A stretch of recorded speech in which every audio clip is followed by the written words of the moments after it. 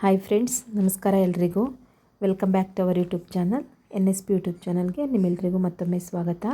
ಇವತ್ತಿನ ರೆಸಿಪಿ ಬಂದು ಮಿಕ್ಸ್ ತರಕಾರಿ ಪಲ್ಯ ಅನ್ನೋದಕ್ಕಿಂತ ಹೆಲ್ದಿ ಪಲ್ಯ ಅಂತ ಹೇಳ್ಬೋದು. ಇದಕ್ಕೆ ನಾನಿಲ್ಲಿ ಬೀನ್ಸ್ ತೊಗೊಂಡಿದ್ದೀನಿ, ಒಂದು 200 ಗ್ರಾಮ್ ಅಷ್ಟು. ಮೆಂತ್ಯ ಸೊಪ್ಪು ಒಂದು ಅರ್ಧ ಕಟ್ಟಷ್ಟಿದೆ. ಇದು ಬಂದು ಆಪ್ಷನಲ್ಲು, ಆದರೆ ಹಾಕಿ ನೋಡಿ ತುಂಬ ಚೆನ್ನಾಗಿರುತ್ತೆ ರುಚಿ. ಇದ್ರ ಜೊತೆಗೆ ಒಂದು 2 ಕ್ಯಾರೆಟ್ನ ಚಿಕ್ಕದಾಗಿ ಹೆಚ್ಚಿ ಎತ್ತಿಕೊಂಡಿದ್ದೀನಿ. 1 ಬೌಲಷ್ಟು ಮೊಳಕೆ ಕಾಳನ್ನ ತೊಗೊಂಡಿದ್ದೀನಿ, ಅಂದರೆ ಹೆಸರು ಕಾಳನ್ನ ಮೊಳಕೆ ಬರೆಸಿರೋವಂಥದ್ದು.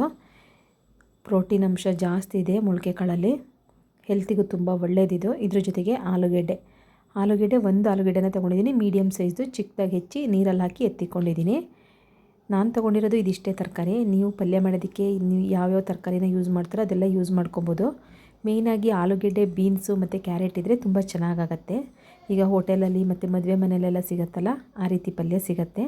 ನೀವು ಬೇಕಾದರೆ ಎಲೆಕೋಸು ಮತ್ತು ನವಿಲುಕೋಸು, ಕ್ಯಾಪ್ಸಿಕಮ್ಮು ಎಲ್ಲ ಹಾಕ್ಕೊಬೋದು. ಆದರೆ ನಾನು ಎಲೆಕೋಸು, ನವಿಲುಕೋಸು ಏನೂ ತಿನ್ನಲ್ಲ, ಹಾಗಾಗಿ ನಾನು ಅದನ್ನು ಹಾಕ್ತಾಯಿಲ್ಲ. ಇವಾಗ ನಾನು ಕುಕ್ಕರಲ್ಲಿ ಮಾಡಿ ತೋರಿಸ್ತಾ ಇದ್ದೀನಿ. ಟೈಮ್ ಇರಲ್ಲ, ಕೆಲವೊಂದು ಸಲ ಬಾಣಲೆಲ್ಲ ಮಾಡಿದರೆ ಅಲ್ಲೇ ನಿಂತ್ಕೋಬೇಕಾಗುತ್ತೆ, ಅದಕ್ಕೋಸ್ಕರ ಕುಕ್ಕರಲ್ಲಿ ಮಾಡ್ತಾಯಿದ್ದೀನಿ. 1 ಹಿಡಿಯಷ್ಟು ನೆಲಗಡಲೆ ಬೀಜನ ಫ್ರೈ ಮಾಡ್ಕೊತಾ ಇದ್ದೀನಿ. ನೀವು ಬಾಣಲೆಲಿ ಬೇಕಾದರೂ ಮಾಡ್ಕೊಬೋದು.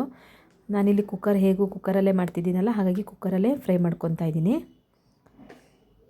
ಕಮ್ಮಿ ಊರಿನಲ್ಲಿ ಇಟ್ಕೊಂಡು ಇದನ್ನು ನೀಟಾಗಿ ಫ್ರೈ ಮಾಡ್ಕೊಬೇಕು. ಕಡಲೆಕಾಯಿ ಬೀಜನ ಯಾಕೆ ಹಾಕ್ತಾಯಿದ್ದೀನಿ ಅಂತಂದರೆ, ನಾವು ತೆಂಗಿನಕಾಯಿ ಎಲ್ಲ ಹಾಕೋದು ಮಾಮೂಲಿ ಪಲ್ಯಕ್ಕೆ ತೆಂಗಿನಕಾಯಿ ಹಾಕ್ತೀವಲ್ವ, ಹಸಿ ತೆಂಗಿನಕಾಯಿ ಅಂದರೆ ಆವಾಗ ಒಡೆದಿರೋ ತೆಂಗಿನಕಾಯಿ ಹಾಕಿದ್ರೆ ತುಂಬ ಚೆನ್ನಾಗಾಗುತ್ತೆ. ಆದರೆ ನೆನ್ನೆ ಒಡೆದಿರೋದೆಲ್ಲ ಆದರೆ ಅಷ್ಟು ಚೆನ್ನಾಗಾಗಲ್ಲ. ಹಾಗಾಗಿ ನಾನು ಕಡಲೆಕಾಯಿ ಬೀಜನ ತರಿಯಾಗಿ ಪುಡಿ ಮಾಡಿ ಹಾಕ್ತಾಯಿದ್ದೀನಿ. ಇವಾಗ ಅದೇ ಕುಕ್ಕರ್ಗೆ ಒಂದು 4-5 ಸ್ಪೂನಷ್ಟು ಎಣ್ಣೆನ ಸೇರಿಸ್ಕೊಂಡಿದ್ದೀನಿ.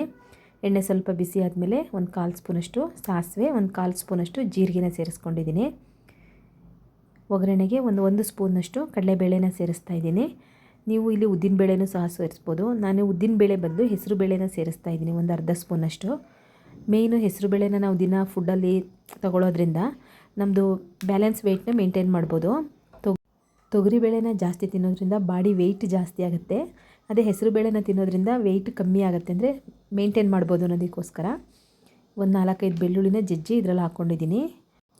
ಖಾರಕ್ಕೆ ಒಂದು 4 ಹಸಿಮೆಣ್ಸಿನ್ಕಾಯಿನ ಉದ್ದುದ್ದಕ್ಕೆ ಸೀಳು ಹಾಕ್ಕೊಂಡಿದ್ದೀನಿ. 1 ಒಣಮೆಣ್ಸಿನ್ಕಾಯಿನ ಸೇರಿಸ್ಕೊತಾ ಇದ್ದೀನಿ. ನೀವು ಚಿಕ್ಕದಾಗಿ ಬೇಕಾದರೂ ಹೆಚ್ಚಿ ಹಾಕೊಬೋದು, ಆದರೆ ಬೀನ್ಸು ಚಿಕ್ಕದಾಗಿ ಹೆಚ್ಚಿದ್ದೀವಲ್ವ, ಮಕ್ಕಳಿಗೆ ತಿನ್ನೋದಕ್ಕೆ ಬಾಯಿಗೆ ಸಿಗುತ್ತೆ ಅಂತ ನಾನು ಉದ್ದಕ್ಕೆ ಸೀಳು ಹಾಕ್ಕೊತಾ ಇದ್ದೀನಿ. 1 ಕಡ್ಡಿಯಷ್ಟು ಕರಿಬೇವಿನ ಸೊಪ್ಪು ಹಾಕಿ ಚಿಕ್ಕದಾಗಿ ಹೆಚ್ಚಿಕೊಂಡಿರೋಂಥ 1-2 ಈರುಳ್ಳಿನ ಸೇರಿಸ್ತಾ ಇದ್ದೀನಿ. ಪಲ್ಯಕ್ಕೆ ಈರುಳ್ಳಿ ಸ್ವಲ್ಪ ಜಾಸ್ತಿ ಇದ್ರೇ ಚೆನ್ನಾಗಿ ಅನಿಸುತ್ತೆ, ಆದರೆ ತುಂಬ ಏನು ಜಾಸ್ತಿ ಹಾಕಬೇಕಂತಿಲ್ಲ. ನಾನಿಲ್ಲಿ 2 ಈರುಳ್ಳಿನ ತೊಗೊಂಡಿದ್ದೀನಿ. ನೀಟಾಗಿ ಇದನ್ನು ಫ್ರೈ ಮಾಡ್ಕೋಬೇಕು, ಹಸಿ ವಾಸನೆ ಹೋಗೋತನ. ಟೇಸ್ಟ್ ಅಂತೂ ತುಂಬ ಚೆನ್ನಾಗಿರುತ್ತೆ. ಮಕ್ಕಳು ತರಕಾರಿನೇ ತಿನ್ನಲ್ಲ ಅನ್ನೋ ಟೈಮಲ್ಲಿ ಈ ರೀತಿ ಪಲ್ಯ ಮಾಡಿ ನೋಡಿ, ತುಂಬ ಇಷ್ಟಪಟ್ಟು ತಿಂತಾರೆ. ಸ್ವಲ್ಪ ಅರಿಶಿನ ಪುಡಿನ ಸೇರಿಸ್ಕೊಂಡಿದ್ದೀನಿ. ನೀಟಾಗಿ ಫ್ರೈ ಮಾಡ್ಕೊಳ್ಳಿ. ನಾವು ಎಲ್ಲ ತರಕಾರಿಗಳನ್ನೂ ಒಂದು 30% ಬೇಯಬೇಕು, ಅಂದರೆ ಎಣ್ಣೆನಲ್ಲೇ ಫ್ರೈ ಆಗಬೇಕು. ಇವಾಗ 1 ಟೊಮೊಟೊನ ಸೇರಿಸ್ತಾಯಿದ್ದೀನಿ. ಚಿಕ್ಕ ಸೈಜು ಟೊಮೊಟೊ ಜಾಸ್ತಿ ಹಾಕೋದಕ್ಕೆ ಹೋಗ್ಬಿಡಿ, ಗೊಜ್ಜು ಥರ ಆಗಿಬಿಡುತ್ತೆ, ಡ್ರೈ ಪಲ್ಯ ಆಗೋಲ್ಲ. ಹಾಗಾಗಿ ನಾನು ಒಂದು ಚಿಕ್ಕದು ಹಾಕ್ತಾಯಿದ್ದೀನಿ. ಬೇಡ ಅಂತಂದರೆ ನೀವು ಕೊನೆಯಲ್ಲಿ ಸ್ವಲ್ಪ ಲಿಂಬೆಹಣ್ಣು ಹಾಕ್ಕೊಂಡ್ರೂ ನಡೆಯುತ್ತೆ. ಟೊಮೊಟೊ ಸ್ಕಿಪ್ ಮಾಡಿ. ಟೊಮೊಟೊ ಸ್ವಲ್ಪ ಸಾಫ್ಟ್ ಆಗಬೇಕು, ಅಲ್ಲಿ ತನಕ ಬೇಯಿಸ್ಕೊತಾ ಇದ್ದೀನಿ. ಇವಾಗ ಇದಕ್ಕೆ ನಾನು ಕಟ್ ಮಾಡಿ ಇಟ್ಕೊಂಡಿದ್ನಲ್ಲ ಬೀನ್ಸು, ಅದನ್ನು ಸೇರಿಸ್ತಾ ಇದ್ದೀನಿ.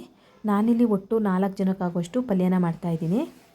ಪ್ರತಿಯೊಂದು ತರಕಾರಿನೂ ಹಾಕಿ ಒಂದು 30 ಸೆಕೆಂಡ್ಸ್ ಆದಮೇಲೆ ಮತ್ತೆ ಇನ್ನೊಂದು ತರಕಾರಿನ ಆ್ಯಡ್ ಮಾಡ್ಕೊತಾ ಇದ್ದೀನಿ. ಎಲ್ಲ ಒಂದೇ ಸಲ ಹಾಕೋದಕ್ಕೆ ಹೋಗಬೇಡಿ. ಕ್ಯಾರೆಟ್ನ ಹಾಕ್ತಾಯಿದ್ದೀನಿ. ಕ್ಯಾರೆಟು ಅಷ್ಟೇ ಹೆಲ್ತಿಗೆ ತುಂಬ ಒಳ್ಳೆಯದು, ಮಕ್ಕಳು ಇಷ್ಟಪಟ್ಟು ತಿಂತಾರೆ ಕ್ಯಾರೆಟ್ನ ಜಾಸ್ತಿ ಹಾಕೋದ್ರಿಂದ. ವಿಟಮಿನ್ ಸಿ ತುಂಬ ಇದೆ. ಕ್ಯಾರೆಟ್ ಹಾಕ್ಕೊಂಡಿದ್ದೀನಿ. ಇವಾಗ ಇದಕ್ಕೆ ಮೆಂತ್ಯ ಸೊಪ್ಪನ್ನ ಹಾಕ್ತಾಯಿದ್ದೀನಿ. ಮೆಂತ್ಯ ಸೊಪ್ಪು ಬಂದು ಆಪ್ಷನಲ್ ಅಂತ ಹೇಳಿದೆ, ಆದರೆ ನಿಮಗೆ ಮೆಂತ್ಯ ಸೊಪ್ಪು ಸಿಕ್ಕಿಲ್ಲ ಅಂತಂದರೆ ಕಸೂರಿ ಮೇಥಿ ಬರುತ್ತಲ್ಲ, ಅದನ್ನು ಸ್ವಲ್ಪ ಒಗ್ಗರಣೆಗೆ ಹಾಕ್ಕೊಳ್ಳಿ. ಈ ಪಲ್ಯಕ್ಕೆ ಮೇಯ್ನು ಟೇಸ್ಟ್ ಕೊಡೋದೇ ಕಸೂರಿ ಮೇಥಿ. ನಿಮ್ಗೆ ಹಾಗೂ ಸಿಕ್ಕಿಲ್ಲ ಅಂತಂದರೆ ಹಾಕ್ಕೊಳ್ಳಿ, ಅಥವಾ ನಿಮಗೆ ಫ್ರೆಶ್ಶು ಮೆಂತ್ಯ ಸೊಪ್ಪೇ ಇನ್ನೂ ಒಳ್ಳೆಯದು ಕಸೂರಿ ಮೇಥಿಗಿಂತ. ನಾನು ಮೆಂತ್ಯ ಸೊಪ್ಪು ಇರೋದ್ರಿಂದ ಮೆಂತ್ಯ ಸೊಪ್ಪನ್ನೇ ಸೇರಿಸ್ಕೊಂಡಿದ್ದೀನಿ. ನೋಡಿ, ಇದನ್ನು ನೀಟಾಗಿ ಫ್ರೈ ಮಾಡ್ಕೊತಾ ಇದ್ದೀನಿ. ಇವಾಗ ಇದಕ್ಕೆ ಮೊಳಕೆ ಕಟ್ಟಿದ್ನಲ್ಲ ಕಾಳು, ಇದನ್ನು ಸೇರಿಸ್ತಾ ಇದ್ದೀನಿ. ಯಾವುದೇ ಮೊಳಕೆ ಕಾಳಾಗಲಿ ಇದರಲ್ಲಿ ಪ್ರೋಟೀನ್ ಅಂಶ ಜಾಸ್ತಿ ಇದೆ. ನಾವು ಆ ಪ್ರೋಟೀನ್ ಪೌಡರು ಅದು ಇದು ಕುಡಿಯೋದಕ್ಕಿಂತ ಮೇಯ್ನಾಗಿ ಮನೆಯಲ್ಲಿ ಹೇಗೂ ಕಾಳಿರುತ್ತೆ, ಮೊಳಕೆ ಮಾಡಿ ಮಾಡ್ಕೊಳ್ಳೋದು ತುಂಬ ಒಳ್ಳೆಯದು. ಇವಾಗ ಒಂದು ಆಲೂಗೆಡ್ಡೆನೂ ಸೇರಿಸಿದ್ದೀನಿ ಇದಕ್ಕೇನೆ. ನೀಟಾಗಿ ಇದನ್ನೆಲ್ಲ ಮಿಕ್ಸ್ ಮಾಡಿಕೊಂಡು ಒಂದು 30% ಇಲ್ಲೇ ಬೇಯಬೇಕಿದು, ಎಣ್ಣೆನಲ್ಲೇ ಫ್ರೈ ಆಗಬೇಕು, ಅಲ್ಲಿ ತನಕ ಬೇಯಿಸ್ಕೊಳ್ಳಿ. ಇವಾಗ ಇದಕ್ಕೆ ರುಚಿಗೆ ತಕ್ಕಷ್ಟು ಉಪ್ಪನ್ನ ಸೇರಿಸ್ತಾ ಇದ್ದೀನಿ. ನಿಮ್ಮ ರುಚಿಗೆ ಅನುಗುಣವಾಗಿ ಉಪ್ಪನ್ನ ಸೇರಿಸ್ಕೊಳ್ಳಿ. ಅದರಲ್ಲೂ ಡಯಟ್ ಮಾಡೋರು ಇರ್ತಾರಲ್ವ, ಈ ಜಿಮ್ಮು ಅದಕ್ಕೆಲ್ಲ ಹೋಗೋರಿಗಂತೂ ಬೆಟರ್ ಅಂತ ಹೇಳ್ಬೋದು. ರೊಟ್ಟಿ ಚಪಾತಿ ಜೊತೆಗೆ ತಿನ್ನಬೇಕು ಅಂತ ಏನಿಲ್ಲ, ಇದನ್ನ ಹಾಗೆ ಬರೀ ಬಾಯಲ್ಲೂ ತಿನ್ಬೋದು, ಅಷ್ಟು ಚೆನ್ನಾಗಿರುತ್ತೆ. ಇದ್ರಲ್ಲಿ ಹಾಕಿರೋಂಥ ಪ್ರತಿಯೊಂದು ತರಕಾರಿನೂ ತುಂಬ ಒಳ್ಳೆಯದು ಹೆಲ್ತಿಗೆ. ಆಲೂಗೆಡ್ಡೆ ಮಾತ್ರ ಸ್ವಲ್ಪ ಚಿಕ್ಕ ಮಕ್ಕಳಿಗೆಲ್ಲ ವೆಯ್ಟ್ ಗೇನ್ ಆಗೋದಕ್ಕೆ ಆಲೂಗೆಡ್ಡೆ ತುಂಬ ಒಳ್ಳೆಯದು. ಆದರೆ ಸ್ವಲ್ಪ ಶುಗರು ಮತ್ತು ಹಾರ್ಟ್ ಪೇಷಂಟ್ ಇದ್ದವರು ಸ್ವಲ್ಪ ಕಡಿಮೆ ಮಾಡಬೇಕು, ಅಂದರೆ ತಿನ್ನೋದನ್ನು ಸ್ವಲ್ಪ ಕಡಿಮೆ ಮಾಡಿದ್ರೆ ಬೆಟರು. ಇವಾಗ ನೋಡಿ ಕಡಲೆಕಾಯಿ ಬೀಜನ ಸಿಪ್ಪೆ ತೆಗೆದು ಇದನ್ನು ಒಂದು ಮಿಕ್ಸಿ ಜಾರಿಗೆ ಹಾಕಿ ಒಂದೆರಡು ಸಲ ಮಿಕ್ಸಿನ ಆಫ್ ಆ್ಯಂಡ್ ಆನ್ ಮಾಡಿದ್ರೆ ಸಾಕಾಗತ್ತೆ. ಸ್ವಲ್ಪ ತರಿಯಾಗಿ ಪೌಡರ್ ಮಾಡ್ಕೊಂಡಿದ್ದೀನಿ. ಇವಾಗ ತರಕಾರಿನೂ ಒಂದು 30% ನೀಟಾಗಿ ಬೆಂದಿದೆ ನೋಡಿ, ಈ ರೀತಿಯಾಗಿದೆ. ಇವಾಗ ಇದಕ್ಕೆ ನಾನು 1 ಸ್ಪೂನಷ್ಟು ಧನಿಯಾ ಪುಡಿನ ಸೇರಿಸ್ತಾ ಇದ್ದೀನಿ. ಒಂದೇ 1 ಸ್ಪೂನು, ಜಾಸ್ತಿ ಏನು ಸೇರಿಸ್ಬೇಕು ಅಂತಿಲ್ಲ. 1 ಸ್ಪೂನಷ್ಟು ಧನಿಯಾ ಪುಡಿ, ಒಂದು ಅರ್ಧ ಸ್ಪೂನಷ್ಟು ಗರಂ ಮಸಾಲೆನ ಸೇರಿಸ್ತಾ ಇದ್ದೀನಿ. ಗರಂ ಮಸಾಲೆ ಮತ್ತು ಮೆಂತ್ಯ ಸೊಪ್ಪು ಹಾಕೋದ್ರಿಂದಲೇ ಒಳ್ಳೆ ಟೇಸ್ಟ್ ಕೊಡೋದು ಈ ಪಲ್ಯಗೆ. ನೀವು ಹಸಿಮೆಣ್ಸಿನ್ಕಾಯಿ ಬದಲು ಖಾರದ ಪುಡಿ ಯೂಸ್ ಮಾಡ್ತೀನಿ ಅಂದರೆ ಇವಾಗ ನೀವು ಖಾರದ ಪುಡಿ ಬೇಕಂದ್ರೂ ಸೇರಿಸ್ಕೊಂಬಿಡು.